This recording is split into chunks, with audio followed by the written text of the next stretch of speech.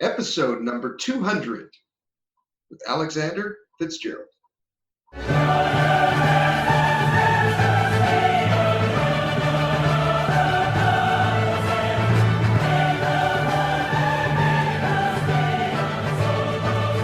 Welcome to the Heads Up Poker Podcast. This is Steve Barton.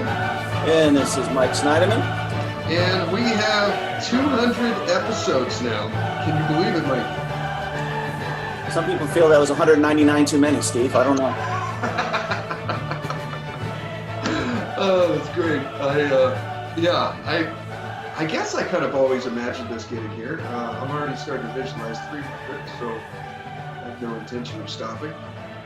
But yeah, this has been an awesome run, man. We've had some hell of a line of guests, huh? Yeah, I don't know if I could even. All I remember is I did a lot of moaning, Steve. The first 199 episodes, but from here forward, it's going to be Mike 2.0. I'm just. You'll hear nothing of my personal life. People don't want to hear that. I promise. I think that's what keeps them coming back. But I wonder. We've developed some friends through this. Not just had some guests. I think we've developed some friendship through this show too, huh, Steve? We have.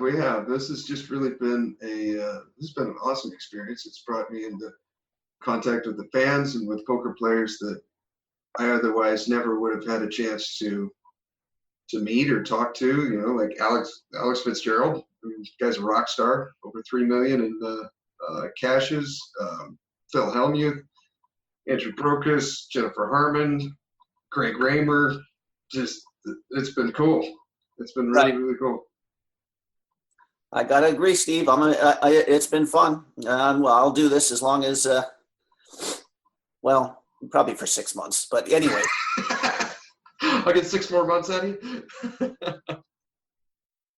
I don't know, Steve. What have you learned here? What do we know more about poker than we did? Well, we used to play a lot more poker probably 3 or 4 years ago when we started the podcast, right? I did. I think I played a little more before I started the podcast. This last year, I racked up. It was either 600 or 700 hours, something like that. I think prior years I was usually over 1,000. So the podcast does take up a lot of time, and now I am doing other stuff too. I got promoted at work, and so that eats up a little bit more time. But I love it just as much now as I did, when I first started in 2003. It's just a fascinating game. It's so much fun. It's like mental war. I love the gambling aspect of it. I love taking little edges. It's just, I love the game. I love the game. It's fun. It's fun. But, so which of our guests here, who's the worst guest we've had, Steve? What? Not to get, did you hear Gavin Smith died? Oh, no, I didn't. 50 years old. Really? I was, you were mentioning the worst guest, and now I'm going to feel like a total asshole. It was so acrimonious from the start, you know? Yeah. I don't know. It had to be us. I guess we just got off on the wrong foot. I don't know. I thought our jokes were funny. He did not. Well, that's sad to hear about that. Yeah, it's terrible. He had a couple kids. And yeah.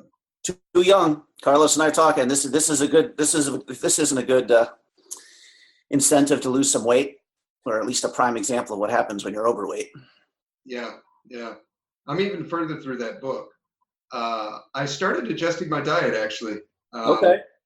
I'm not full vegan, but what I am doing is I'm putting in about a third to half of the meat per meal that I used to, and adding more vegetables. Okay. And I feel good. I haven't gained or lost any weight really, but I do feel better. I've noticed that after the meal, I'm feeling just more energetic, less lethargic, and kind of less bloated. Okay. I like it. That was a good recommendation. Yeah, I've stuck with it. I had my first piece of meat in over 2 months. I just couldn't take it anymore. Went to In-N-Out Burger. Okay. That was my.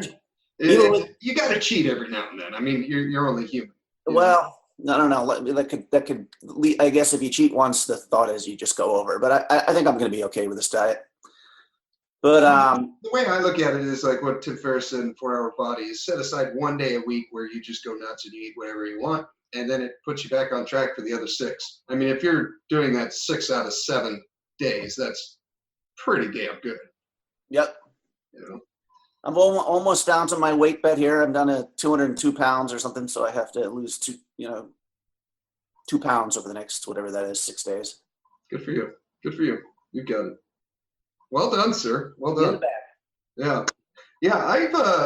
I was looking at myself in the mirror this morning after the shower, and I'm like, I like doing these weights. I might have to start consciously incorporating more cardio though, because I've noticed since I've started doing the weights that I'm only doing cardio about twice a week instead of 3 or 4. And my lungs aren't quite as strong, but I feel really strong. I feel lean. I have to stretch a lot more doing the weights, so that's kind of what's cutting into the cardio. I think I need to do a cardio session and then stretch after that, which would extend one of my workouts a couple times a week, but that's not a big deal. I just need to do it. But yeah, I feel good. I feel good. I just want to look good naked, Steve. I don't care if I feel good. I don't care if I get searing intestinal pain. I want to get laid this year. Yes. How are the women treating you? I'm sorry, what was that? How are the women treating you? You still on Bumble and? Yeah, I've got a date set up for this weekend actually. Nice. We'll see how that goes. Good deal. Good deal. Where'd you meet her, on one of the apps? Online. Yeah. Cool. I have one as well. Okay. Who's your lady from? She lives in a town about, if you guys are familiar with Southern California, Simi, I don't know, probably an hour from here. So we'll see. We're going to go have lunch tomorrow. Yeah, I'm starting to figure out those dating apps. It's a game, and kind of being able to weed through the ones that are on there and just want to text, or ones that actually want to go on a date. And there's kind of a skill to that. It took me like a month or so to learn, but I'm starting to get it down. That's a whole another aspect of pickup. The online has its own little rules and tricks, I guess, for getting noticed. It does, yeah, it does.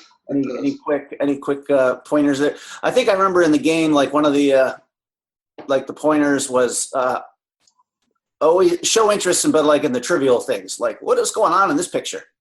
None of that, like, oh, you're beautiful. Tell me about your life, this and that. It's just, taking vague interest or something like that. I can't remember what it was. Yeah. Oh, you know what? I think we're going to have to tease that one. Maybe we can talk about it after the show. Alex is ready here. So we're going to bring in, without further ado, Alex Fitzgerald. I got supersonic speed that I used to run to you. I stretch my arms for miles and miles. There he is. Alex Fitzgerald, thank you for coming on the show. Thank you for having me. Yeah. Yes. And episode 200, no less, my friend. Oh, wow. I'm honored. Yes. I think you're 3 ahead of us. You just posted episode 203, right? Yeah, you're catching up pretty quick, though. I think you're about to overtake us. I don't know. I think the only way I'm going to catch you is if you guys quit. Well, Steve, you're the big train coming down the tracks, knocking everyone on their ass here. I'm that slow, steady tortoise that just keeps on going, So if you take a break, it's eventually going to catch up. Right. I appreciate that. Right on. So how, for those of you that probably 2.5% of our audience haven't heard of you, Alex, over 3 million in caches. You've got 2 books. I've got both of them. You got a chapter in Jonathan Little's Excelling at No Limit Hold'em tournaments. Just a rock star, man. It's really cool to have you back on the show. I appreciate that. It's really fun to be a computer geek who plays cards and to be called a rock star. So I really appreciate that too. You ain't gonna hear any of that shit from me anymore. I met you. Believe me. We're doing this guy the favor here. He's going to sell at least 20 books today. Okay. I know. All right. Somebody should be kissing the ring here. Yes. Hey, Mike, good to talk with you again. Yeah, well, your Myth of Poker talent, that was awesome. Your exploited play in live poker. This one's pretty cool. One of the excerpts you said out of that is basically you said that, I'm paraphrasing here, but 95% of players are losers at the game. And then this is the part that I'll quote. You said, "You're not playing well until everyone is making fun of you. If everyone sees your game and approves of it, that means you have gained the approval of losers." Oh, that is so true. It just goes into, I think we all kind of feel it, is, not having to worry about what other people think of you at the table. Mm-hmm. Which is very difficult because ostracism used to mean we were going to get killed in primitive societies. So I don't think we're naturally equipped to want to be kicked out or to be made fun of at the table. But unfortunately, by the way, on that 95% number, I did get to ask a couple of gaming companies. Obviously, no poker site will publicly say, hey, come to our site, 95% of you will lose. But privately, a few people told me, yeah, it is around 85 to 95%. Something I've learned since then is a lot of those people are, just to clarify that number, a lot of that 95% number are people who will play 1 to 3 times and then just quit. So at your average card room, maybe 60, 70% of those guys will be losing players with the significant rake and tipping and everything, right?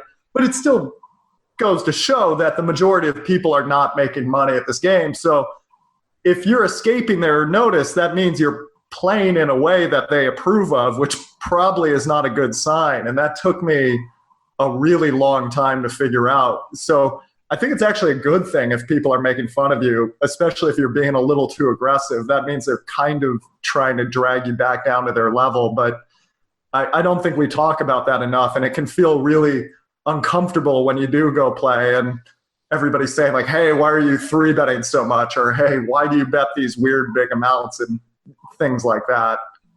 Yeah.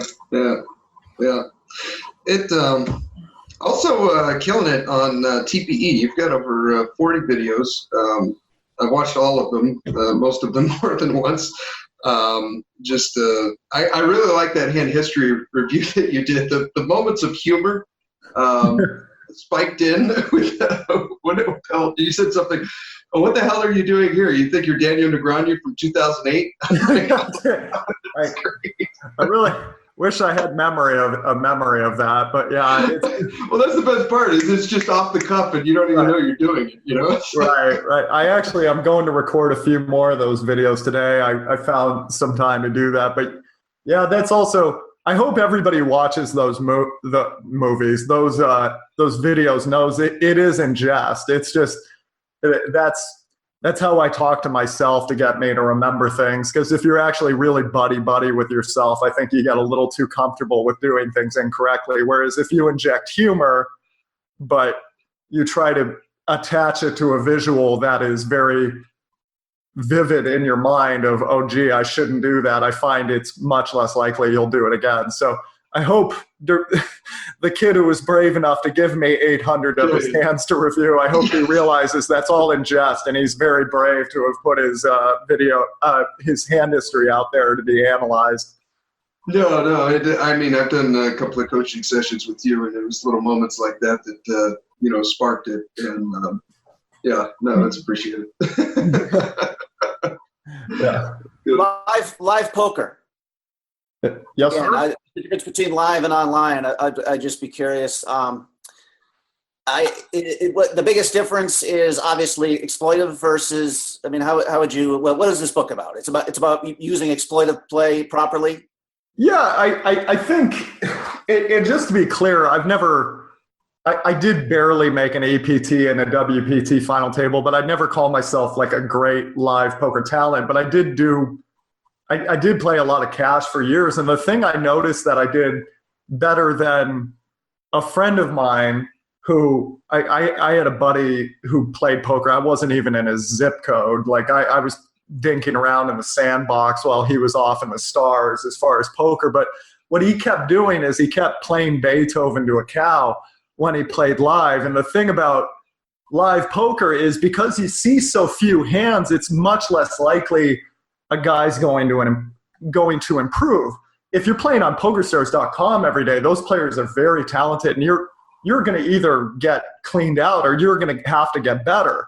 So you'll notice people who play in very tough markets getting better very rapidly, whereas live poker in the United States, I really do not think has gotten better in the last 8 years.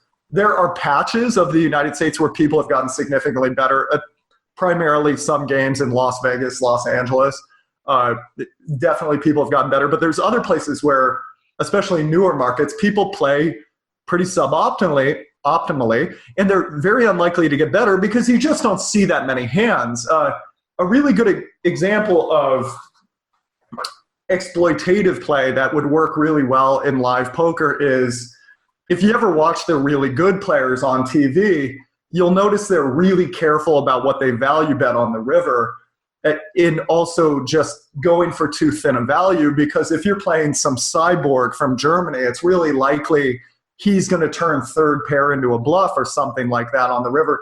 But the average guy in Tunica or Choctaw or Portland, when he is looking at his third pair, he's thinking, this is a pair. I want this pair to be good. Should I call with this pair? And versus those people, you should be very liberally value betting on the river, even though if you were playing against a good player, they could exploit that. The chances are in live poker, just because it's so hard to get exposure to a number of hands, it's very unlikely that those players from markets that are not seeing a ton of really exceptional poker play are likely to have developed that gear to turn second pair into a bluff or something along those lines. So an exploitative play you could do is just very thinly value betting, because the bank is open with most live poker players. They'll give you 10, 15 big blinds on the river, which is your win rate for an hour, but you can't exploit others without becoming exploitable yourself. So that might not be something you want to carry out to 5-10 or 10-20 or even in a Poker Stars 109s or something along those lines. So I guess that would be the biggest difference I see between live and online, is you can get away with a few things you probably couldn't get away with much better players online who are seeing a number of hands. Do you, when you are playing live, I don't know if you do this, you kind of, I know how much you're a mathematical guy and every software, I mean, that's what the myth of poker talent's all about. Mm-hmm. Do you kind of create a HUD, some of these players when you're playing live, like, oh, this, what your range should be in certain situations? I've tried that very unsuccessfully. I've tried to make spreadsheets to do that a few times, but really good question, by the way. I think the best thing you can do, Mike, if you really want to really kick someone's ass, is pay attention to what they open, because most of those, you don't need to use Cardrunner, ZV, Flopzilla, and a HUD a ton to see the 90% of the gains you're going to get from that. And the one thing you will see repeatedly is if a guy opens too many hands and he's not 4-betting back, it is extremely difficult for him to defend, especially if you're 3-betting large amounts. So the big thing you want to look at, you don't need a HUD, but what you need to take note of when you're playing live is if a guy opens wider than a 15% range. So a 15% range, it would be the pairs, the really good suited connectors and stuff like that. But if you see a Jack-10 offsuit, well, that just opens up a wide variety of hands now. That's 12 combos of Jack-10, 12 combos of Queen-Jack. If you see an Ace-4 offsuit get opened, sometimes a guy will open Ace-4 offsuit from the hijack, and I'll see that hand, and I'll just I have to keep my eyes from bulging out of my head because, oh my God, this is a big deal, because now every Ace-2, 12 combos, Ace-3, Ace-4, Ace-5, Ace-6, Ace-7, Ace-8, Ace-9 is there. That's a lot of hands that are going to miss if you 3-bet and the guy folds pre-flop, you make money. If you 3-bet and the guy gets stubborn and he calls, you're going to know what flops to c-bet as well. Like if the flop comes with 2 cards 9 or higher, well, most people raise with their high cards. He's probably all over that. But if it's just one high card, most of the time he's missed, because most people, especially live, get very stubborn when you 3-bet them. It's like a law in the United States. You're not allowed to fold to a 3-bet, so everybody calls. So you can get away with a lot of those. I guess the other thing if you're trying to develop a live HUD is if a guy checks back a top pair, middle pair routinely, that makes his c-betting range on the flop very polarized, because if he's not betting his pairs, what is he betting? He's betting nothing, and he's betting 2-pair better. And unfortunately for him, there's a lot more nothing than there is 2-pair better. So now you can be. He's a check raise dude. Yeah, exactly. You can just go after that. And trying to think of what else you could look for. Just quickly, I was thinking, but sometimes the live play. First of all, I heard I don't know if how good a statistics you keep, or if you think this is accurate. I heard like live play, your ROI should be double what it is online, because the play, just to go to your initial point, how the play is just worse. That's right to you. That sounds a little optimistic, but it definitely, if you're really focusing, I think that's definitely possible. Just again to the idea of their opening wide. I'm sure this is I'm on the bad side of variance here. I'm down like 70K in live tournaments 2 years. So this is why I have but I've noticed, you see the guy, the first hand open king 7 off, you see someone over limp, you've been watching this for an hour. Mm-hmm. And then all of a sudden, I'm going to start squeezing big. Like somebody limps, somebody else limps, you make it 5 big blinds. And they both fall, regardless of what they have. And then then your ace 4 suited, has to give up on a certain board. Mm-hmm, mm-hmm. And then the next time you see him, it's min raise, call, another call, and then you bomb it to 15 bigs, and somehow they all call. Yeah. I mean, anyways, in live poker, that's the first thing I noticed, that people just really want to see flops and just will pay to do it. It sounds like an awesome game. How many people are going to a flop? Are you just getting like 3 or 4 people to call you? So now you got. Well, I mean, this is hypothetical. This is something I might see in like 2-3 cash. Like I'm decided I'm going to put more hours at that level. I'm not really, but previously, I'm just like, that seemed to be with all the limping and squeezing, and I'm just like, they just don't fold. He's like, well, what's the answer to that? Just play it. The answer. The answer I always found, which is, this is going to send your variance to hell, but it did work for me, was I would take the raise size I would recommend. Let's say you got a bunch of limpers. I think that was one of the tables you suggested. That can be really difficult, because you isolate to an amount that you think, okay, this indicates I have a really strong hand, and half the table calls you, and it's like, yes. Damn it. now I've got to hit something, right? That's called Keno, when you got to hit something, right? But so you'll have amazing years in those games, and then you'll have terrible years when you're just missing. And the only thing I found which really helps is you take like 4x. So you start with 4x, and then you add 2x for each limper, and you just count the big blind as a limper. So one thing I'll notice is, like, say there's like 2 limpers. Well, the average raise will be like 5x, right? Now, the thing is, that looks like a big raise to you and I, but Joe Schmo, the plumber who watches Long Island Hustle or whatever, like, I don't think that looks that big of a raise. So he's going to call with his 6s, and that starts everybody calling. So I would go to like 8x, or so you would count the big blind and the 2 limpers as each limper and go 2x on them. So 6x plus 4x. So I go to 10x. And then you can even keep scaling it up in tournaments when you have, if you're in tournament play with a bunch of limpers, you don't have to go as big, because obviously the sizes are, the stack sizes are a little different. But the idea is to get one guy to call you. And usually the way you're going to get one guy to call you is you have to make a raise that is preposterous to the average person. So if it's 100x stacks and you go up to like 10x, maybe you could even go up to 15x, because an average like decent player is going to think, well, I can't set mine now with my 7s with 100 big blind stacks, so I'm going to fold. But if a guy does call you, the guy who limp calls 15x is going to be the worst player at the table. Now you're playing a 30x stack in position with the worst player at the table, which generally that is going to go very well for you. And if everybody folds, I used to be really worried about raising too big, because if everybody folded, it made me feel like I was doing nothing. But then one day it occurred to me, well, that's like 4 or 5x every time I did it. So if I did that 3 times in an hour, that was my win rate. And then eventually one guy would get really pissed off and decide he's going to slow you down. And yeah, generally there are games where people just won't fold and it goes to 15x to 20. Then now you have to go up to 20x or something like that. And then there are times I'm squeezing to amounts like 30, 35x when there's a small raise and a bunch of callers.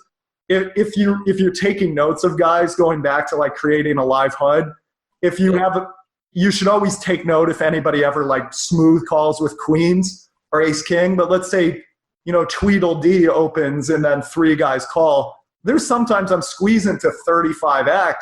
And if everybody folds, okay, well, that's like 10, 12x. That's great. And if one guy calls, it's usually, Joe Schmo who's really angry at you and he's going to call with ace 9 suited to slow you down. And I got to shove whatever the flop comes out there, which I'm not really excited about. And there's nights I lose 4 buy-ins in 2 hours and nobody at the table likes you. But it does tend to work on, if you keep playing big pots in position against the worst player at the table, you will make money at No Limit Hold'em. But yeah, it does get very sickening, the variance, and it's very rattling the more you deal with it. Yeah, well, I'm probably do it like you do a lot. I come out of the tournament and immediately like, this sounds like you're just making people worry about their stack right away. Right, that's all you can really do. And and the check raising and like the check raise this and 3-bet this, and it's like, I'm like, if it doesn't work, then it's always painful when it doesn't work. Right. Of course, the rebuy is common everywhere too, so I don't know. But how much that affects, if the WSOP, it might be a different sort of thing when you have people who've flown 1,000 miles to get there to Vegas for the first time. Mm-hmm. I see what you're saying. Re-entry, you think, causes people to just play a little bit more eclectic? Well, let's just put it this way. I mean, like some of the advice you get, I'm sure, can be even like regional, like when you said Tunica. Oh, like, yeah. Like bluffing in LA is just not a great idea. No. But a lot of people can make money at poker. It's just the most boring thing you've ever done in your life, which is nut peddling. I admit I thrash bums. I would never call myself a great poker player, but it's a lot of winning where nobody folds. Just out of curiosity, I had one client. She only plays aces, kings, and queens and jacks, and she made a little money, not a ton of money, but a lot of it is nut peddling and raising to the biggest amounts you can. And eventually, because people are so strange, they just want to punish you. But yeah, when there's a re-entry in the tournament, I think if you could put a bow on anything, I was lucky enough to talk to a guy who got to #1 in the Pocket Fives rankings, and that's the other side of the spectrum, which is online tournaments, really good players, yada yada. And one of the things we really agreed on is multi-way pots are death, because multi-way pots you must hit something. Even if you're in a multi-way pot with 2 guys, in both of them are missing 50% of the time. Both of them are only missing about 1/3 of the time, if that. So any c-bet bluff is not really going to work. So you got to hit something. So you'll be playing these big pots with maybe suboptimal players, which means you'll have one amazing year, but then you'll have 2 mediocre years if you're playing these multi-way pots. So, but if you can play a ton, and this is why I used to play 16 tables of just like really bad cash games on really bad networks.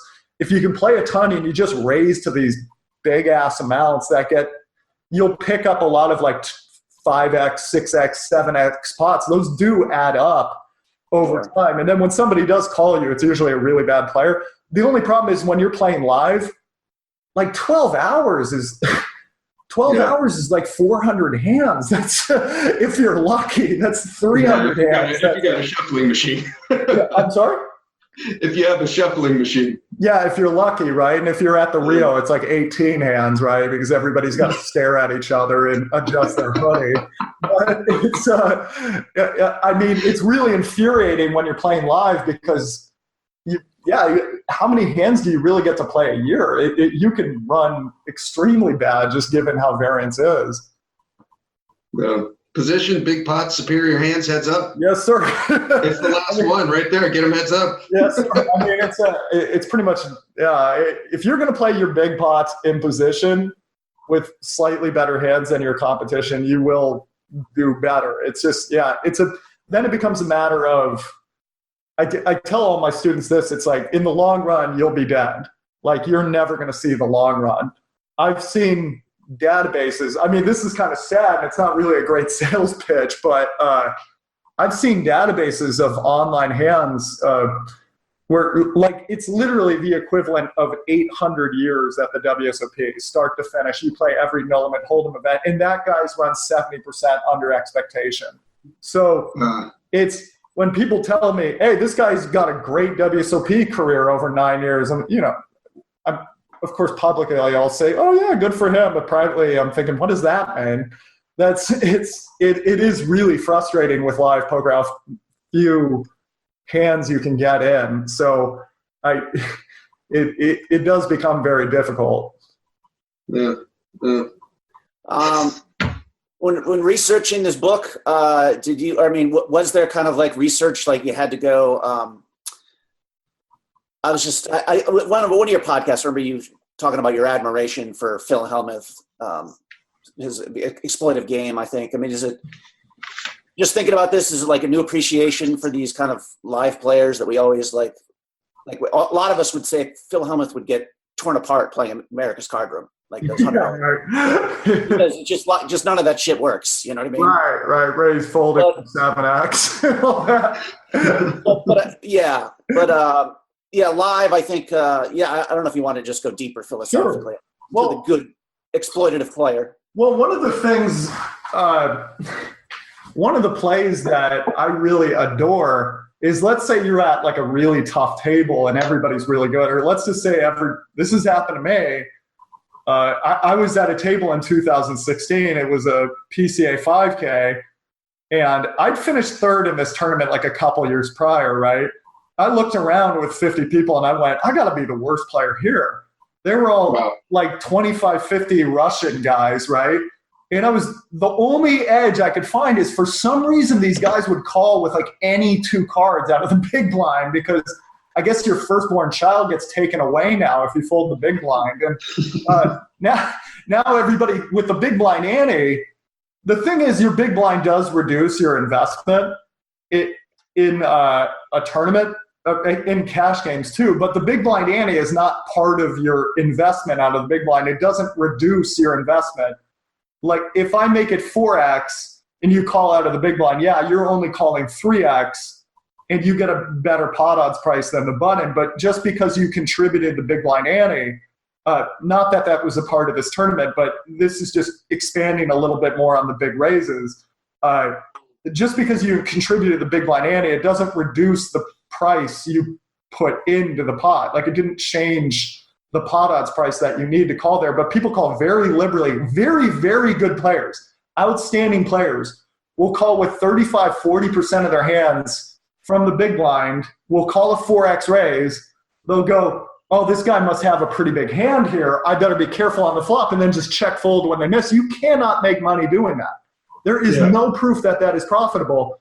And I can't remember what I remembered in that 2016 tournament, but looking back, I think what I remembered was Phil Hellmuth at his WSOPE tournament final table, his WSOPE main event win, he was raising to 4X and whatnot, and everybody was just folding, giving him the blinds and antes, and then the big blind would call, and then they'd fold a little too much, and he just stampeded over that final table.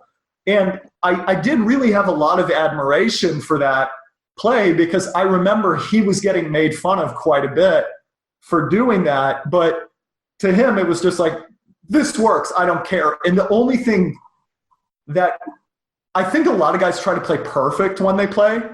Bob Tewksbury, this mental coach, has a thing called perfect, primal, and prayer, which is when people compete, they play in one of three different ways. Prayer is just you hope for the best. That's dead money. Perfect is what most people are doing, which is the cutoff opens, they 3-bet 10s on the button, and then a guy who hasn't done anything for 2 hours shoves from the big blind, and they have like 40 big blinds to start, and they just call off their chips because they're trying to play perfect. And when they go talk to their buddies, they go like, I 3-bet with 10s with less than 40 big blinds. What was I supposed to do? That's trying to play perfect, and that creates very big mistakes, which is you're playing to not get made fun of by your friends. Primal is just, I will do anything it takes to win this tournament. I do not care. Right. And Phil Hellmuth is very primal when he plays. He does not care about what I have never spoken to him in person. I don't know who he is in person, but just as somebody who appreciates poker, like even some of his bullying tactics I actually think are pretty smart too, because when he does it in televised tournaments, what happens is they record him getting bad beats, and what you see is just him losing with aces, kings, or queens over and over. So you're going to think he's a much nittier player than who he is if you watch that WSOP final table. And I bet there's a lot of mental games going on there, and it's a very primal way to play poker, and it's very fascinating from my perspective. Yeah, he probably really has a good instinct for how the other players view him. Yeah, the ones who think he's a total nit, and the ones who think he's always being tricky here. You know? Right. Yeah, he's probably got it right. I didn't really look at your book, so I don't know. But why don't we? I mean, is this just talking about how to adjust in terms of frequency of 3-betting? I mean, do you get into the stuff, the kind of Elwood, like looking for physical tells kind of stuff, or starting conversations to find out like where they're from? I mean, is there any of that kind of stuff in this book? I do not have 10% of the reading ability that Zachary Elwood has. I've been reading his book recently, and it's just absolutely fascinating, or his books. I do talk about the few things that really work for me there. But yeah, to hit on, let's hit on tells and 3-betting. I beat 3-betting to death in this book. And I always, I admit that I push 3-betting probably more than I should. I fetishize it. I talk about it way more. But the reason is I think at this point in poker and live poker, it's become very socially acceptable to open anything you want. I'll never forget Carlos Welch telling me, and everybody told me, oh, he's such a nit. He's such a nit. And then he goes, okay, so I opened Jack-9 suited under the gun, and my jaw just felt open, because when I started, I was the super aggressive kid because I opened Jack-9 suited under the gun. What the hell is wrong with you? You're supposed to be opening ace-jack minimum. I mean, when you're feeling frisky, you open ace-jack offsuit under the gun. Ace-queen offsuit is what you should open, and if someone 3-bets you, don't go broke with a queen in your hand. We're in a totally different era of poker where a guy can open king-2 of diamonds under the gun, and nobody blinks an eye. So if you just look for the guys that are opening a lot and you 3-bet them and they don't play back and shoot, you're just going to make more money than you deserve to make in no-limit hold'em tournaments, because you'll be playing big pots in position with hopefully slightly better hands, or hands that play really well post-flop, versus guys who are not that tricky. Now, if you took it, I beat 3-betting to death because I know most people will not go from 3-betting 8% of their hands to like 18 or 20.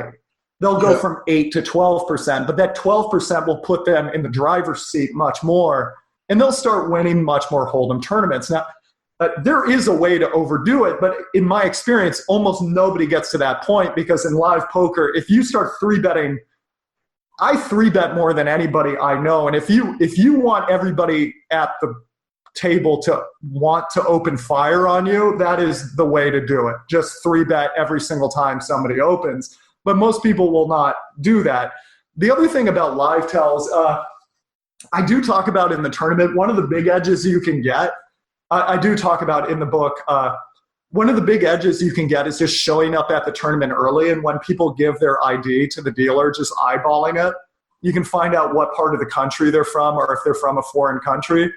Although I did that for the main event. Yeah. Nice. What was the weirdest place you saw?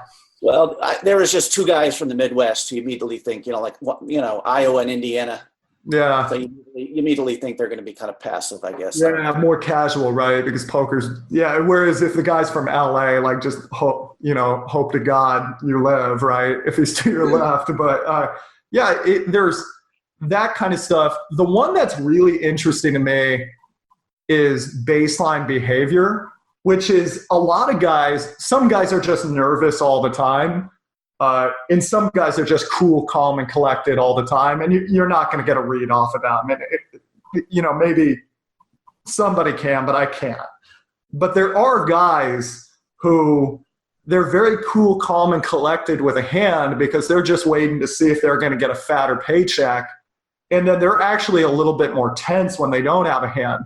And then there's vice versa. I've played with very good players who get really excited with a hand. And then when they're running a bluff, they've just done it so many times, they don't really care.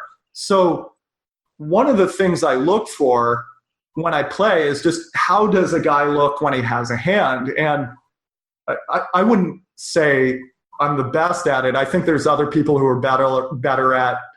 I know one of my buddies is really good at looking at their neck and just seeing their blood pressure and stuff like that. I can't really see that, but you can win some big pots even with a remedial understanding of this. I was at WPT Montreal, and there was a kid who just looked bored out of his mind every time he had a big hand, and he triple barreled against me, and I had second pair, and I would fold there 9 times out of 10 on the river. I might not have even called the turn, but he just looked really tense. And I went, okay, and I called, and he had jack high. So I do discuss stuff like that in the book quite a bit as well. Although I disagree with the pulse thing. Again, this is on the side of variance. I know a couple of calls I've made where the guy's pulse is just going bananas. Yeah, and he's excited. It's just terrible at that.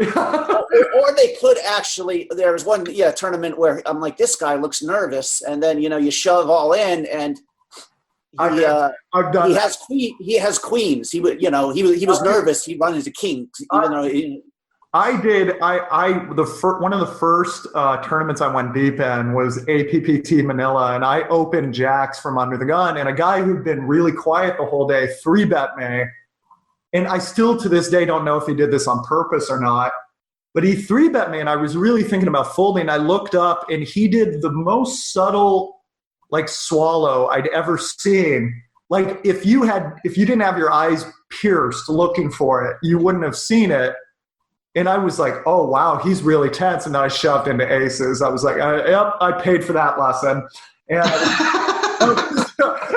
I was out of that tournament pretty quick. GG, sir. GG. Yeah. I know online from watching one of your series, I don't know if you still do this, you were very big. I think you used random.com or whatever it was, changing your timing, make sure you don't give a timing tell. So do you do that? Any stuff of that online? I mean, live. Like I know the one thing. This is probably pretty common. I guess try to give a false tell is if you flop a set to always act really quickly. Yeah. Like whether it's call, a c-bet, or raise. Like you're just throwing out chips. Like giving the aggressive. Where normally a person with a set likes to sit there. What should I do here? Right. You try to give false tells like that. Yeah. I was using the randomizer a lot more back during the Twitch days just because there were so many more people watching me play. These days, I probably, if I were playing online, I'd probably just count to the same number on the bank every single time. That's what I do. I usually know what I want to do pretty quick, but live, oh yeah, you can definitely play with that. I think what you're discussing is an awesome play versus good players because generally when people call really quick, it really caps their range. It shows they didn't need to think about it. So one that you'll see high stakes players do all the time is the board comes like 9 of diamonds, 7 of diamonds, 5 of spades, and they've got a set of 5s. Well, the other guy bets into them and they just call really quickly. And that's really good to do against the good but not great player because the good, not great player is going to go, oh, he capped his range there. Because if he had a set, he would have to think about raising there. So I really think he's got one pair now. So the turn comes a king, the river comes a jack, and the good but not great player triple barrels off all of his chips, right? Now that's a super dangerous play to slow play with the fives there. But the really, really good player, he trusts his physical reads and whatnot, so he can get away with it. But yeah, there's definitely the timing tell I get off of a lot of people is I've picked off a lot of bluffs because I find people kind of need to get their nerve up when I guess the best example I could ever give of it is if you ever jumped off of a cliff like 35 feet into water, you probably didn't hang out there looking over the edge that long. You kind of psyched yourself up and did it. And yeah. I think that's how bluffing feels like to a lot of people, because lying to someone's face for a financial loss or gain is very disconcerting to the average person. So it's kind of like I bet this, right? Whereas if the guy hem and haws for 2 minutes and then raises, it's a lot of the times it's like what you're talking about, Mike. It's he's just got it. Yeah, he's feigning weakness quite a bit there. And the other thing you can do with that is something I do versus good tournament players is, yeah, with a set, you're talking about the sizing. Let's say there's a flush draw out there. Again, let's say it's like 9-7-5 and I hit the fives. The guy c-bets, and just the second it's on me, I'll look at the dealer and wave my hand and go, I'm all in. And the first guy will go, I call. Just table the fours. It's like, all right. Let's go. But it does look like a flush draw, or how I used to play a flush draw, or like Jack 10 or something like that. To be fair to that guy, that is how a lot of people shove their draws. So maybe calling with the fours is a little too much, but they should certainly be thinking about it with a 9 or 8. Whereas if you hem and haw for 2 minutes and then you jam, that's not how the vast majority of the public would play a draw. Yeah, I know exactly what you're talking about. The guy's got 10s there, and he doesn't even think. He's just right. It's always the same call too, right? He just shoved 4x pot. Call. Yeah, I call. Slam the hand down. That's my favorite. Stand up, slam the hand down like it's the gauntlet. Yeah. Well, I still got the set, sir. Oh, that's great. Going back to 3-betting, I remember when you and I did our session, you really harped on that, 3-betting a lot, and then specifically going just a little bit more than 3x, and doing the same with the 3-bets. As I get closer to like around the money bubble and kind of deeper in the tournament once you're in the money and then on the final table, how do you adjust that 3x, or do you just keep firing 3.1x every time? It's obviously I can see how if you're operating with 40x stacks, that 3x can feel a little bit too much. To be honest, I usually keep firing it. I target a little bit more precisely, which is I really got to know the guy's opening pretty wide. So at the beginning of the tournament, when I have 100x, if a guy opens the hijack, I'm just 3-betting because I got a lot of chips to play with, and most guys open the hijack way too much. If I've got 40x and we're at the final table and the guy opens the hijack, I'm not just willy-nilly 3-betting there. Because obviously if you 3-bet 3x, the guy calls you c-bet and he jams on you. Now you're in quite a disadvantageous position. So you can also go to 2.8x or 2.75. A little bit more here. The one thing I can say, I did write a book about poker technology, but I would never claim to be great with it. I just felt like, hey, I got to get whatever edges I can get, so I should look into this. The big thing that I got from playing with Card Runners EV and a bunch of other programs was, if you raise anyone, like if you raise someone's big blind 2.5x or 2x, or if you 3-bet someone 2.5x or 2x, it is spellbinding how wide people can call versus you and still make a profit. Whereas I found in a lot of simulations, if you made it 2.8x or 3x or 3.2x and a person was calling you and they didn't have the plan to check raise you very often, or to donk lead into you, or something along those lines, then I think, then I noticed many times that those people were not showing a profit. So I have increased my raise sizes a bit, and it has helped my cash rate and whatnot. Okay.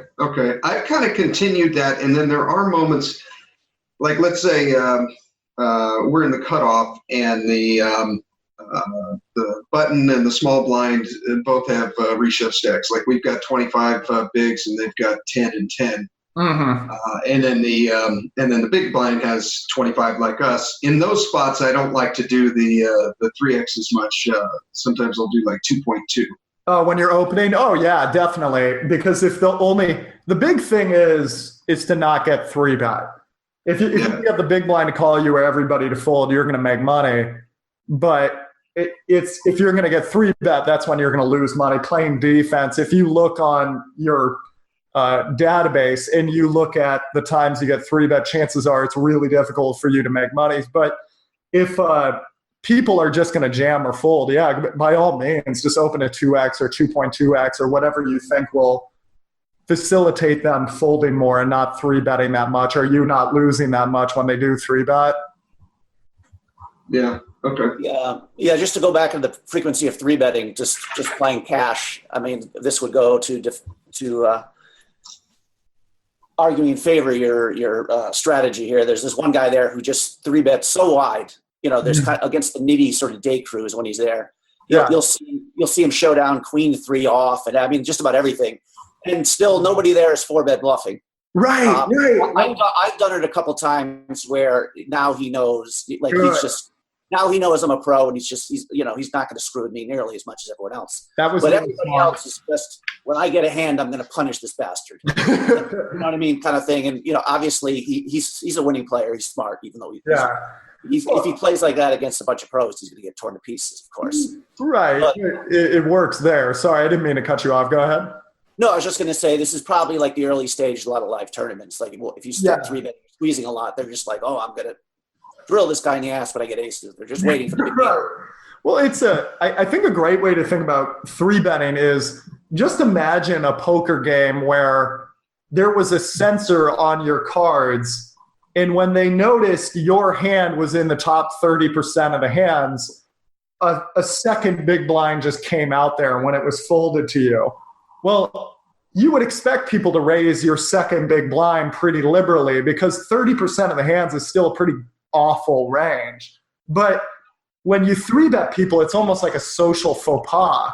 Like, how dare you, right? And yet people, it's really awesome that you're 4-betting, because that's the only defense against it. And you actually, something I talk about in the book is what I call the nuclear strategy, which is, I read a book called Command and Control, and it was just about, it was by the same guy who did Fast Food Nation. Long story short, they talk very little about the strategy of nuclear arms. And the big idea is, if you have the willingness to fire it at any time, you'll never have to fire it, is what they hope for. And with the 4-bet, you've shown the guy, I'll fire this at any time. Now, he doesn't know you don't want to do that normally. He just thinks, well, Mike's coming, right? if I 3-bet here. So now he doesn't do it to you anymore, right? Even though you might have burned a stack once or twice. Do I have that right? I'm sorry. Yeah. Yeah. He doesn't 3-bet you anymore. Oh, that was smart. No, he still 3-bets. I mean, if I'm, but I even though I've narrowed my opening range against him when he's got the button or whatever, right. He's not going to go after me as much as everyone else. Right, which is he does drink a lot and have ego, and he likes being the boss there. You know what I mean? Yeah. With me, anyways. Yeah, but I like that you've turned yourself into a guy he can't really do that with just any 2 cards versus. Yeah, cash versus tournaments. I don't know if I do this all the time in cash, and it's kind of, it's not really manipulative. A lot of people want to go there and feel like, especially when they're playing against good players, want to feel like they've made a right play, whether they've lost the hand. You know what I mean? Right. Yeah. So I do this a lot. I don't know if I can but for those cash game live, if somebody is just bluffing way too often, and there's easy calls for you, like on the river, I'll take some time and go, man, I know you got bottom set on me. That's smart. So I'm going to call, but they think that their bluffing is putting me in tough spots. Right. Yeah. You're allowing them to save face. I know. Yes. So I do the same thing with the opposite, obviously, with the nits, the people you're just never paying off. Right. Like, you bluffing me with 6 high again, or you know what I mean? They don't, even though I've been playing with 2 years, they're still. That's smart. No, that's it. That's next level stuff, because there was a guy I knew who was just an incredible poker player. And long story short, I can't remember if he saw me snap call somebody when I picked up a tell or something, or he heard about this. And I just got drilled because he was like, well, he'll never do that again, will he? And not only that, it's really bad in the long term for you, because you pretty much just told the guy you have his tell, or you know how he plays and whatnot. He might change up how he plays the next time. You're not going to know, and you're going to be behind the 8 ball for the first 6 hours in that session, where if you do hem and haw and you do allow him to save face, more likely than not, you're going to get to keep exploiting him in that fashion. So yeah, I really like how you do that. Yeah, I learned that lesson a few years ago when I snap called a guy with a weak ace. And to me, it was blatantly obvious that my hand was good, so why take my time? And then when he sheepishly threw his cards away, I was all, oh God, you just told the fish at the table. That was bad. That's what the light bulb went on. I'm like, you've got to allow these recreational players to save face and think they're playing well. Yeah, and I'm sorry, I didn't mean to cut you off, but something I wanted to say to your credit is, now you're thinking like a card player. You can always tell a guy's not a real card player at the WSOP because he rubs there was a guy, actually this was in Montreal, he was an amazing poker player, but there was a girl to my left who made a very tight fold against me, and obviously it wasn't a good play, but I told her, I said something to the effect of yeah, maybe I had it there. And the guy just rubbed her nose in it, right? And told, this guy's working you. And it was like, well, there you go, buddy. Now we can't bluff her anymore. But, everybody gets to know how smart you are now. Well done.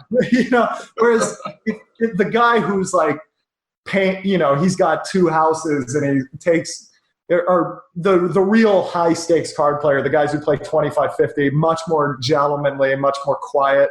Could you ever see Chip Reese or Doyle Brunson doing that? Just rubbing someone's nose in it? No, they're going to hem and haw. They're going to ask after your family, etc. That's providing more of a service as opposed to just humiliating people. Exactly. Yeah. Another thing, I don't know, if this sort of thing you get in the book is if you can tell if this is just my personality, right away I have people who are really think I'm funny and want to hear me talk. And then there's other people who just hate me almost on sight.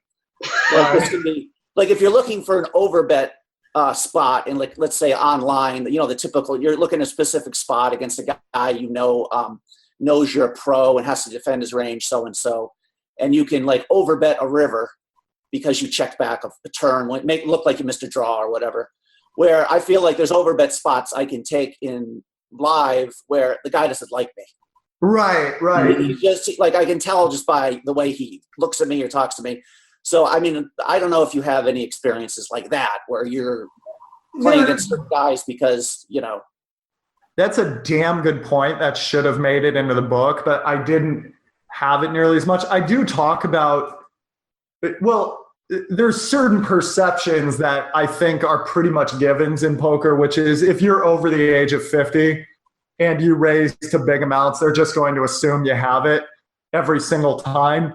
If you're in your 20s and you're a white male, they're going to think you don't have it most of the time. But yeah, you do have to pay attention to how people talk to you and realize, I guess I don't talk as much at live tables, so I haven't been thinking about that lately. But yeah, there are times guys will say little remarks and whatnot, and the guy hates you, and it's just hilarious when, you fire your set on the river and the guy has to call you with fourth pair or whatever, right? But it's no, that is definitely really important. It's funny how polarizing talking at the table can be, right? Like just trying to enjoy your time at work will just infuriate some people, like as if you're just supposed to stay there like an automaton the entire time and have your headphones in. It's really good that you pay attention to that. Yeah, I try to anyways. What was the other question I have? Steve, you can step into the breach here if you have anything to say. Well, do you have a heart out, Alex, or? No hands, Steve. For God's sakes, no hands yet. Okay, we'll stay tuned. We have this asset here to learn more about poker. I was gonna say, I'm not sure, but what else should we talk? Is there any other part of the book you think we're missing here that you talk about in live play? No, there's I guess the big thing that I'm teaching, the thing that I'm really love teaching right now is low and mid stakes, because I find I can help those people the most. Whereas once you get into high stakes, what's going to help you is going to change so much every month that it's really hard to write a book about it. The thing that's been helping a lot of my students lately is, obviously we talk about like play your bigger pots in position, try to be leading on the pot. But the other thing I've been teaching guys is, hey, when you know the guy's got a wide range, my buddy the other day was showing me one of the GTO solvers. It's the one on Card Runners EV. And we were trying out big bets. And we found, if a guy's got a tight range, do not bet big.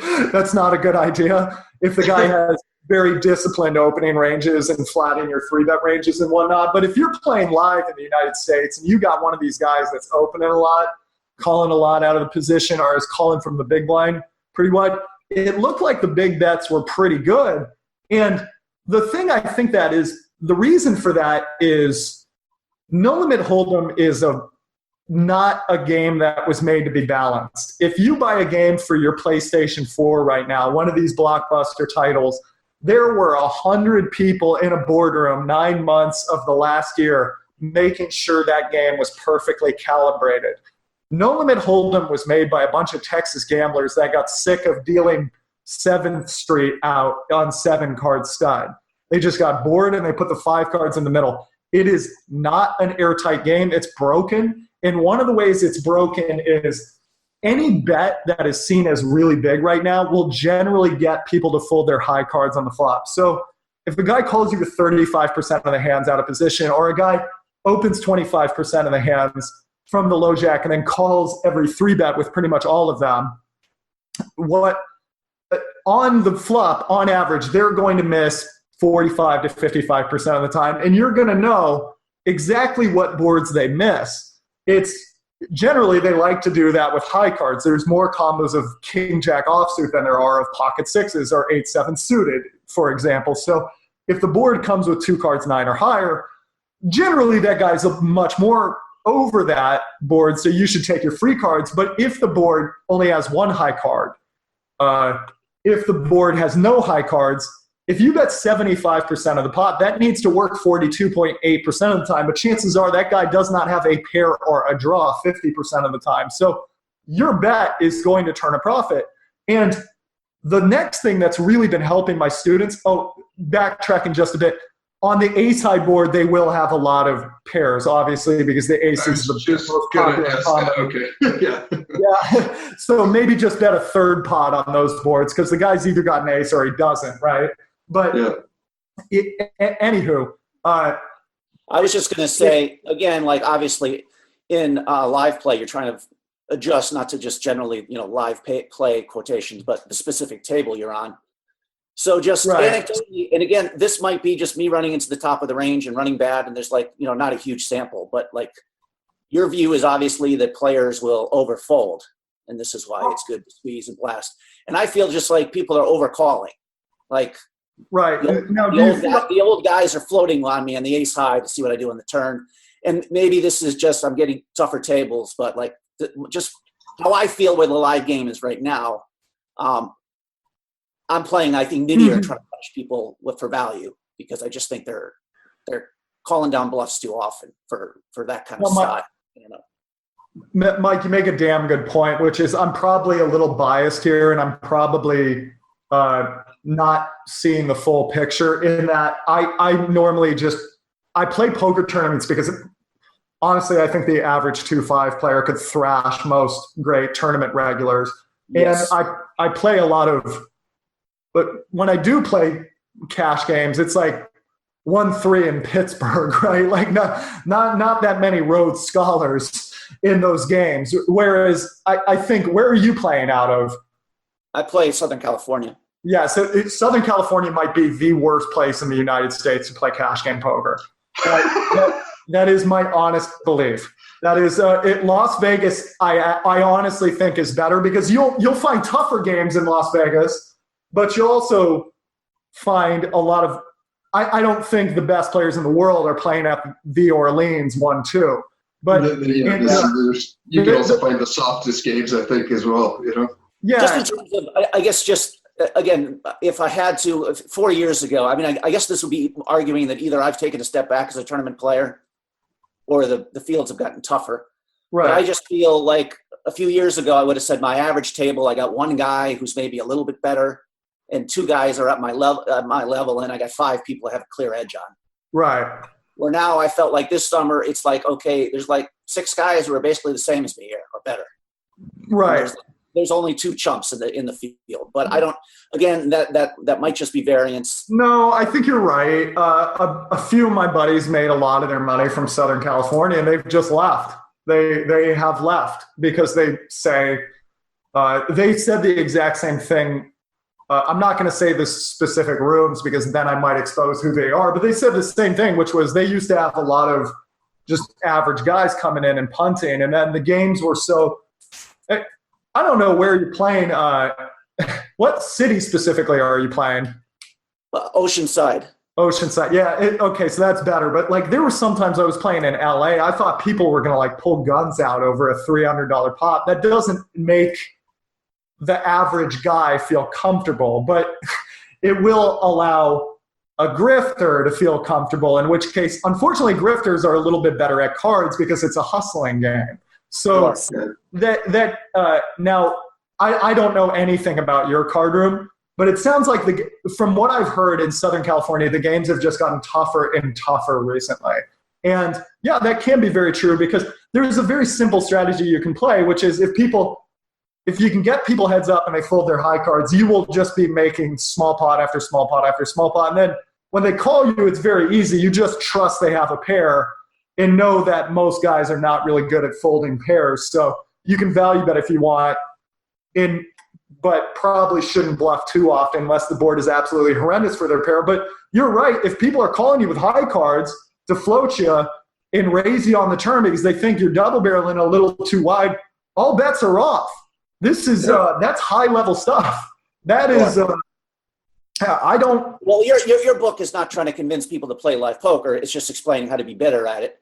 But I was just throwing out my general view that, and of course, a lot of people say this. People who played poker 10 years ago who were making $150 an hour are now, have to play well to make half that. And right, really, exactly. Yeah, but anyway, like in a 1500, I'm now play 2-5 with an 800 cap, but I used to play 5-5 with a 1500 cap. And I would say in the 1500 cap, there was on average, the pros almost always 85% of the time outnumbered the amateurs.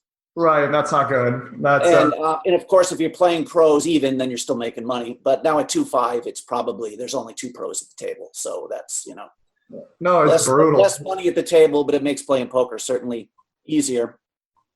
Mm-hmm. I remember what I wanted to say before, by the way, when you were just talking about image at the table. I remember the first time I met you. Maybe you're surprised how old I was. You're like, dude, you got to get some golf hats. Sit at the table. He's like, your ROI would double. I don't know, you're kind of making a joke too, but you're just saying, just look like a guy who's just came in town to fuck around, No, because that's not a bad idea. Mike, you can pass for being younger too, so you got to play up that you're older, right? Like I was being serious because has anyone under the age of 30, any white male, showed up with a Titleist hat and Oakley sunglasses at the Venetian? It hasn't happened. But if you wear that, oh, they're going to be like, oh, yeah, weekend warrior, right? And then when you're 3-betting them wide and when you're going after them, I don't think they're going to anticipate that as much. I stand behind that. Get that Titleist hat. That's great.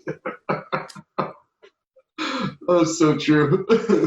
Titleist hat, clean haircut, and a polo shirt with the glasses. So look, yeah, I mean, the big thing is poker pros underdress when they show up at the table because it's another day at the office, or maybe they want to subtly impress upon others that this isn't much of anything. Recreational players dress up. They get ready, right? And they wear their favorite poker gear or whatever, like check out my 3-bet shirt or whatever, right? So I think if you can affect that, that's really good. But the only tournament I ever won in Vegas, I actually dressed up for, and it was spooky how much more my 3-bets worked. They were like, all right, dumbass, trust fund, baby. I'm glad you got queens again. But yeah, if I was sitting there in my beanie and a black T-shirt, I don't know if that would have worked as much. I feel like people want to punish you more at that point. Like, who the hell are you to think you could beat me in a poker pie? You can't even dress yourself. Right. Steve, we did it backwards, but I want to know what Alex is up to these days. And how's life? Yeah, we did. I'm so excited about the book and everything. So you're out in New York now, right? Yes, sir. How's that working out? How do you like it? I love New York, man. Like it's a high just being here every day. There's just so much going on. I was living in Costa Rica before, and in the New York metropolitan area, there are 5 times as many people in this city than there are in the entirety of Costa Rica as a nation. It is. Wow. There's just always something going on. I love that about this city. That's cool. I'm going to be out there for St. Patty's Day. Oh, far out, man. Hit me up. Yeah. Meet up. I'm going to march in the tournament, march in, I'm just thinking poker right now, march in the parade. And, nice. I'll have to hit you up when I get out there. I'll hit up you awesome. and I'll have Clayton Fletcher. Oh, that'd be great, man. Awesome. Yeah, it'll be fun. I got to see the Natural History Museum, too. I've been out to New York probably 5 times and spent an entire day there each time. It's just, I know, it's incredible, right? The museums people don't talk about the museums here, but you can just learn about damn near anything here. And they have like free museum week here, and there's hours where there's not many people, or if you can get like a Tuesday off, it's just, it's amazing. Yeah. Huh. That's cool. I'm excited. In terms of doing, new material, I'm just curious with this book. Is it like, do you have like a goal, like every 6 months I have to do a webinar? I mean, just to pay the bills or sell a book, or is this? I mean, do you get excited with the new project, or it's like, okay, it's time to make some money doing something else? You know what I mean? I mean, and this isn't a criticism. Oh hell yeah, I get it. No, I get what you're saying. Hell yeah, I get excited just because every time I do it, you don't really know what you know until you put it down on paper. There's sometimes I'm writing something, I go, wait a second, that makes no sense, right? Or you show it to your buddy and go, isn't this cool? And they go, this makes no sense. Look at this. Damn it. But once you get it on paper and I'm really lucky to have some students that are just amazing poker players. And once they go, oh yeah, that really holds weight, or I never put it in those words, but I do that.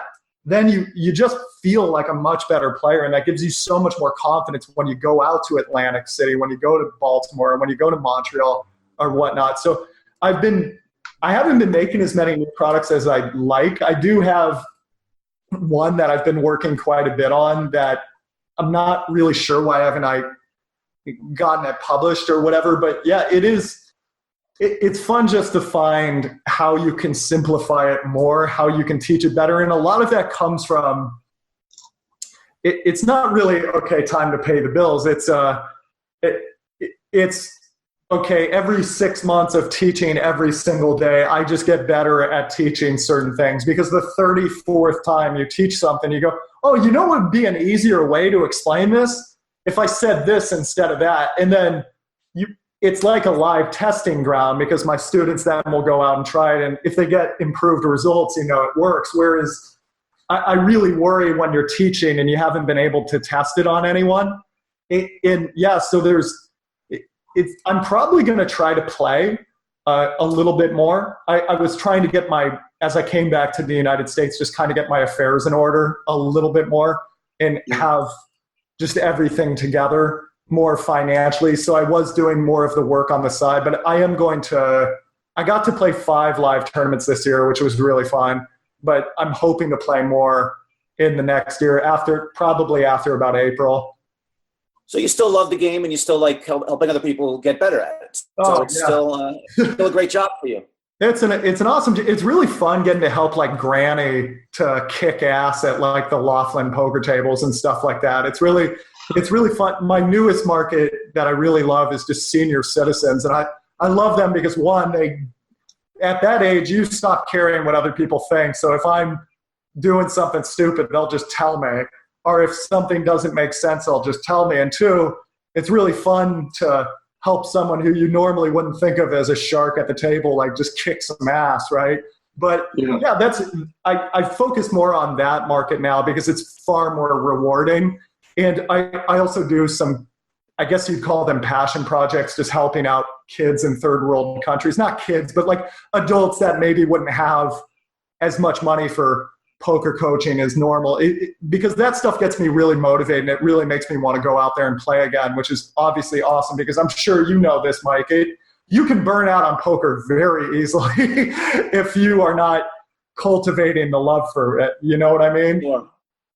And we just had Andrew Brokus on. I'm sorry to jump off I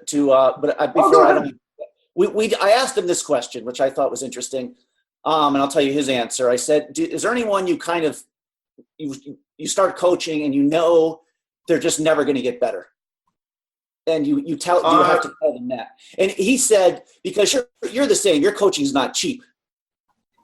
Right. Comparatively to a lot of people. So I was wondering, Andrew has a thing where he has people answer a questionnaire beforehand. And he's probably only taking the people who take the game seriously, you know what I mean? Or have some people he thinks he can help. So he already knows what he's dealing with. But I was just curious if that, you say you like helping Granny get better, but have you ever thought, Granny should do something else? That's a really good question. One, I do have a questionnaire now when I talk to people. I also don't teach pretty much, I'm doing more with the info products now than I am with teaching, so I am very selective about who I take on. I always took a poker player not improving as evidence of my failure as a coach. And if someone was willing to learn and I couldn't teach them, my opinion was personally that I failed.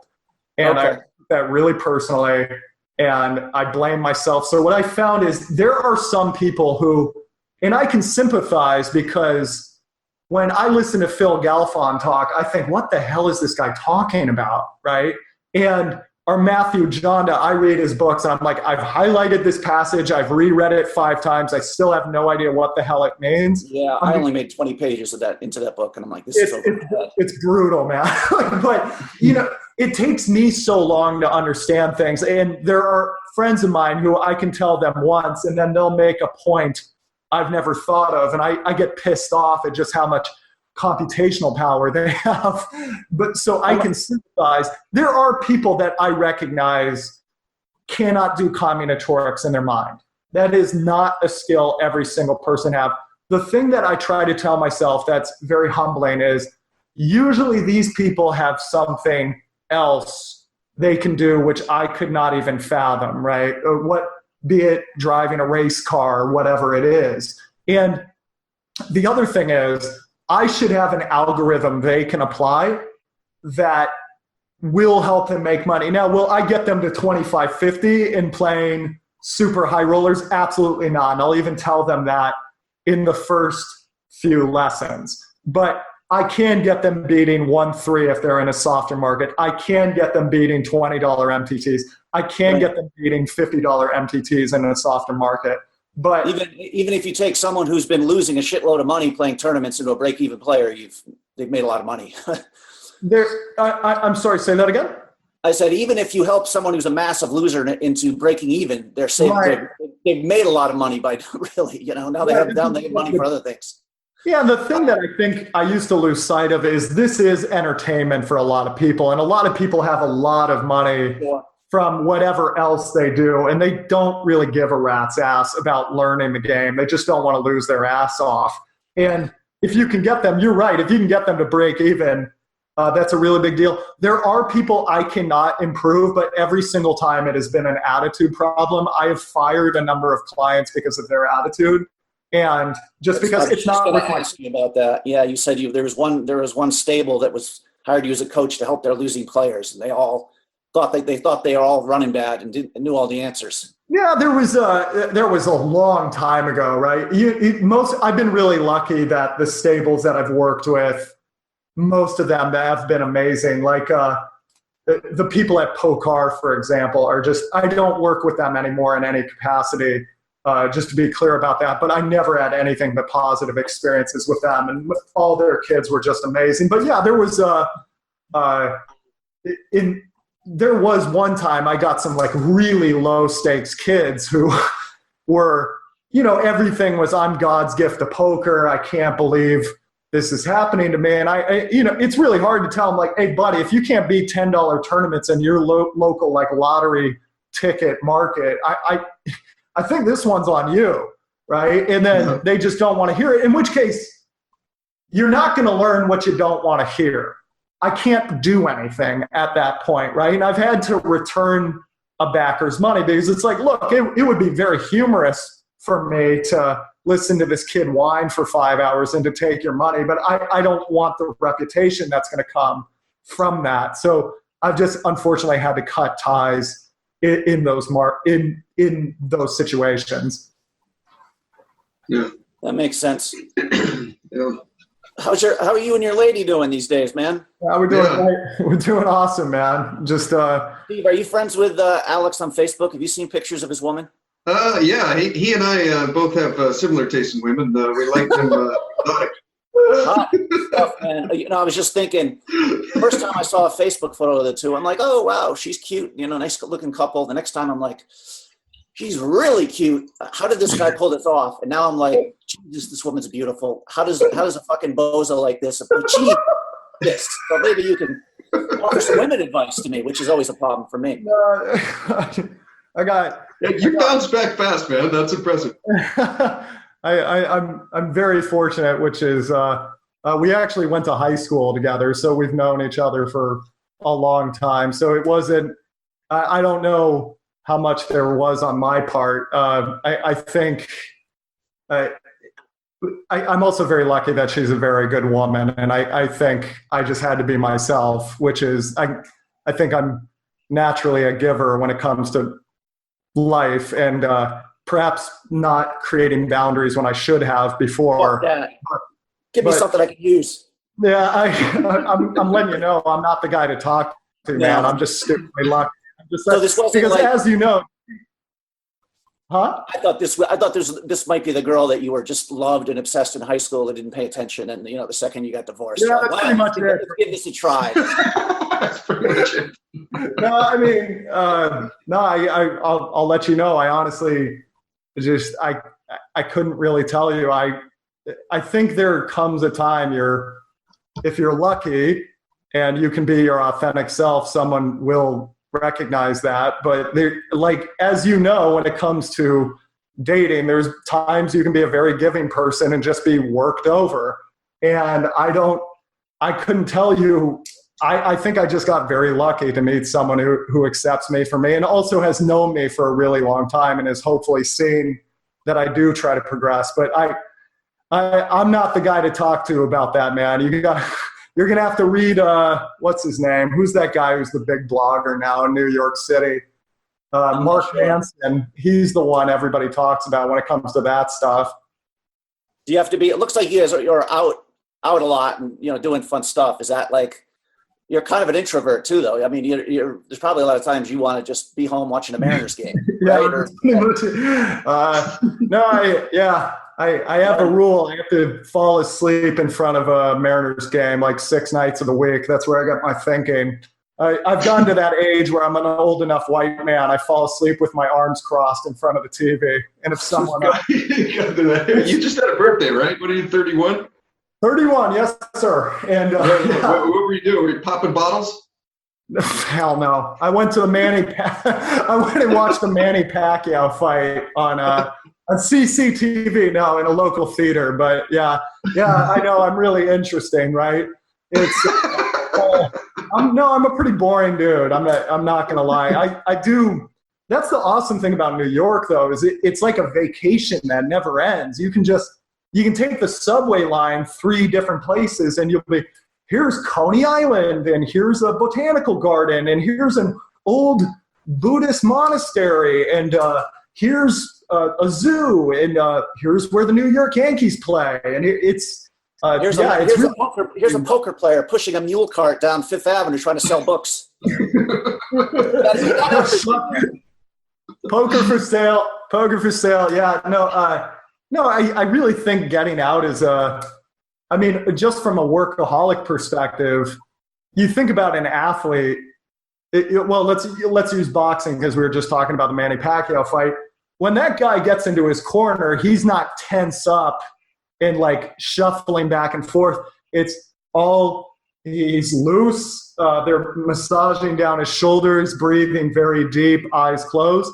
For years, I just screwed up my productivity because on my days off, I didn't take a 2-day weekend for 9.5 years of my 20s because I'm an idiot. And I'm getting way more done in New York because this is my lady's influence. This is not something I came up with, but the 2 days I'm off, I am off. It is like there is no Twitter, there are no emails, there is nothing. And it's just like, I'm sure if athletes do not go play the game, if LeBron is sitting out for the game, he's not playing playground hoops that morning and studying game film. I bet they really want him resting as much as possible. And then when he comes back into the office, he's probably going to go really hard. And New York is just the perfect place for that because there's something new to do every weekend here. Hey, Steve, do you notice I asked about his lady, and pretty soon we're talking about LeBron James? I mean, he's very dark. I'm sorry if you feel ambushed, homie. All I did is, ask I didn't ask you to send me naked pics or anything. No. Segue right into that. Yeah. Now I know better, Steve. This is a sign of probably true love. He doesn't want to, talk about his lady. It's one of those things. Like if we're talking about me, we can make fun of me as much as possible because that's fine. Or we can talk a bit. It's weird when you're talking about someone else because you just want to make sure. Okay, should I say that? Should I do that? And I worry about the fluidity of the interview. So I guess if there is an out, I take it. But you're right. You're completely right. You called me out on it. You got it. Right on. Well, how do you guys feel? Do you guys want to? It sounds like Mike wants. The other question. I was just, what do you have targeted for live tournaments? Since we're talking about live poker this year, anything? Oh yeah, will you be out at the WSOP? No, that's a good question. No, the WSOP, I like going in at the end because everybody's just ragged and playing like crap. So it's really nice to just be spry and awake. But I'm not as into Montreal as I was. Montreal was an amazing market and it was really easy to get to from New York for a while. But they're just getting better and better the more I'm up there. And I think that's the exposure to PokerStars.com. And I think if you just grow up near a card room or you're near a card room and you're very excited playing every day and online poker, the .coms are set up, you're probably going to go out to it. So Baltimore, very soft games. I've heard really good things about the DC area, and just based on how good Baltimore is and that proximity, I'm probably going to be out there more. Not really looking at Florida or LA, probably just a lot of Vegas, a lot of the East Coast, things like that. Atlantic City, I think, has 5 events this year or something along those lines. Like Borgata is really ratcheting it up. And I was lucky enough to go deep in a recent event at Borgata, and that was just a blast. There still are quite a few places to make money in Atlantic City. The players are better. I'm not going to act like it's like playing in a newer market. There are guys who can play the game there very well. And one kid whooped my ass in a couple pots deep in the tournament. But for the most part, I really like that market. And the fun part about Atlantic City is I literally take one subway, and then I get out at the station. I walk like 2 flights of stairs down, and I get into a $20 bus, and I'm in Atlantic City that night, and are in 2 or 3 hours. So I'm really looking at that.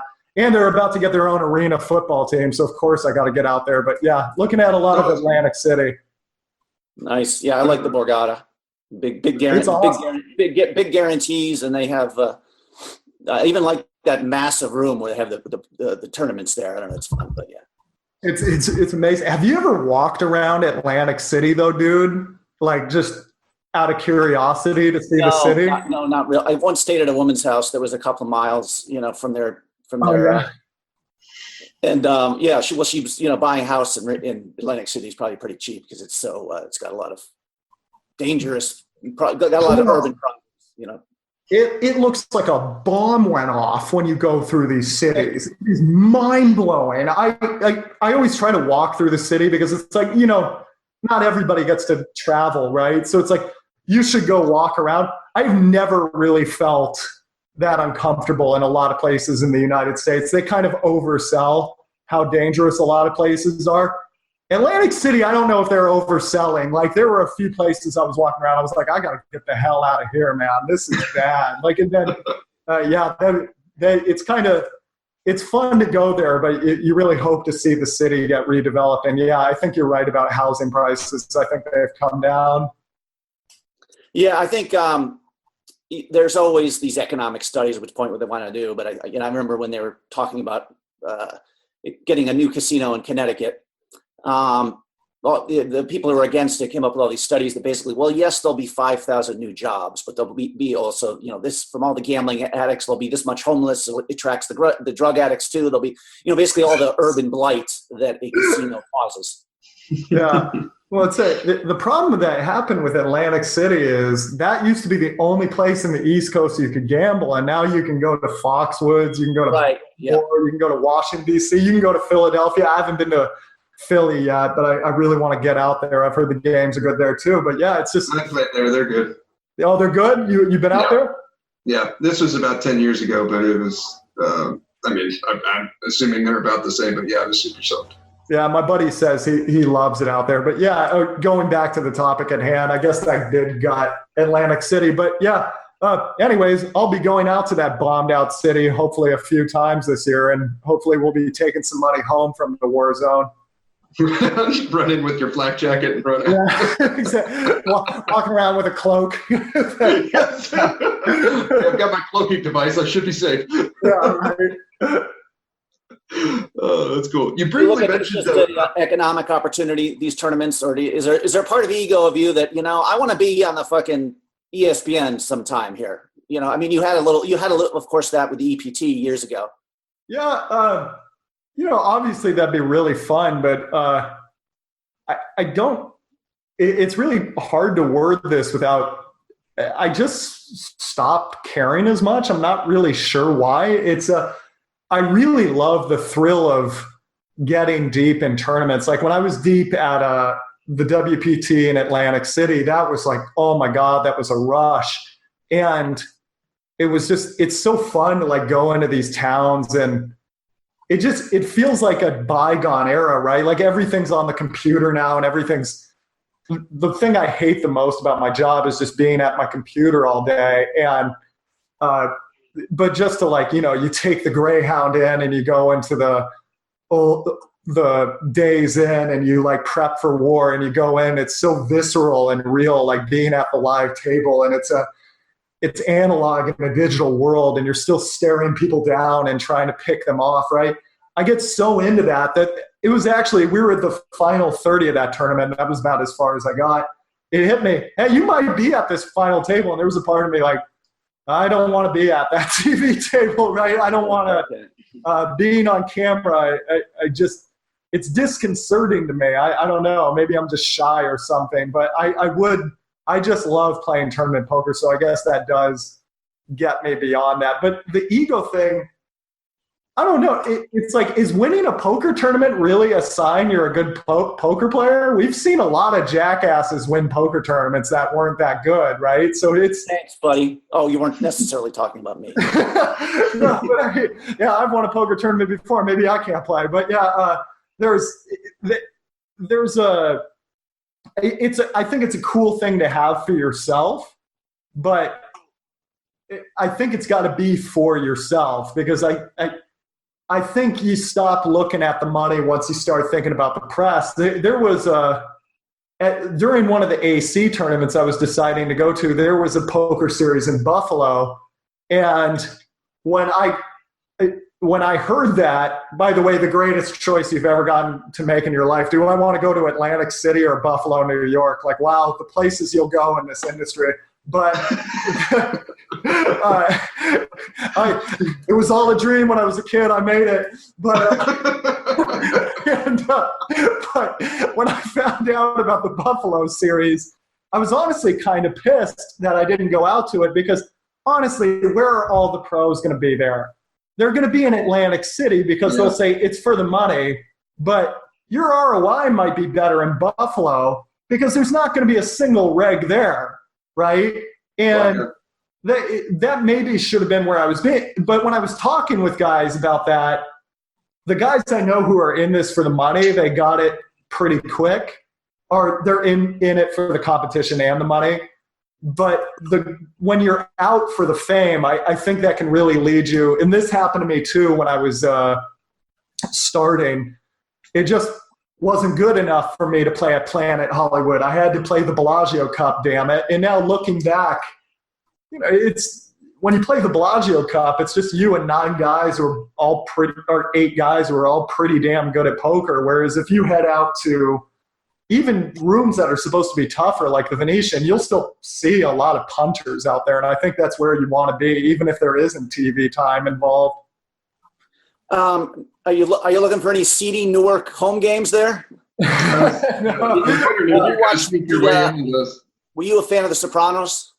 I watched the first season, and for some reason, I loved the first season, and then I just got busy and I didn't keep watching it. But no, there's quite a bit of stuff that goes on. That's like one of their money makers, having these little private games. And there's one where somebody gets killed in one of these, another one where there's always shit going down. But well, I was just thinking that could be a chapter in your good book. Not that I want you to get held up in Newark, but I was at a home game once in Seattle where some guy was acting a little out of hand, and I don't want to act like I knew something was going to happen, but I was just tired, and I was like, this is awkward. I'm getting out of here. And I left. Oh, apparently that guy decided to pull a shotgun on the whole game. And after that, I was like, yeah, I don't really want to make that call to my disabled mother one day, like, hey, I'm paralyzed because I had to go to this home game. Don't know. I flopped a double gutter, and I wanted to see if I couldn't leave when the shot started firing. Right. Hey, hold on. Come on, rabbit hunt. But yeah. No, I get really squeamish about a lot of home games, but I guess in the Jersey area it would be different. By the way, I'm in Queens now. I'm not in Newark anymore, but Newark. But did manage to move that far up in the world. But I've been invited out to a few home games that seem a little bit more fun in New York. I do hope to get into that a little bit more in 2019. It's just the next 6 to 10 weeks are always really busy because everybody needs to get their poker lessons before the WSOP or Scoop and all that. So it's probably going to be a few months. Pretty cool. Yes. I'm sorry, Steve. I'm working. If I've done bad this interview, I'll just give I'm up on 4 hours sleep here again. So You did. No, it's all good. It's all good. you know, I'm rambling quite a bit here. These are awesome questions. No, man. The poker questions and the personal questions were fine, but even if I'm not the best at them, but the poker questions were awesome. This was a really fun interview. It's sometimes you keep getting the same questions, which are fine because you want to help people, right? But you had really, like, the ones that made me think, like, that's actually probably a missing chapter in the book, just being more aware of your image and using timing tells against people and stuff. That's the more advanced stuff that I don't always get to talk about. So that was really fun. Yeah. Steve, I was thinking, you know, they have all this technology, like in movies now, they can do young versions of characters, you know, with their face. Like there's technology where we could give answers with Alex's voice. It's out there. Like, I don't like him avoiding my question with his woman, so we can just edit it. Yeah. Saying, oh yeah, she's great. So is her cousin. I banged her last week too. You know, put stuff like that in there and just, you know, create a controversy. If you guys want to freak yourself out, I think they're called deep fakes. Look it up. It's coming where they're going to be able to record you talking for 20 minutes and they're going to be able to simulate all your affectations and your vocabulary choice and make it so you could say what Mike just said right now, which I don't want to say too loudly because my girl's in the other room. Well, hopefully we can get that. Talk about technology that can be misused. I mean, Steve would be behind bars on kitty rape within like 2 weeks. So I couldn't fight the temptation.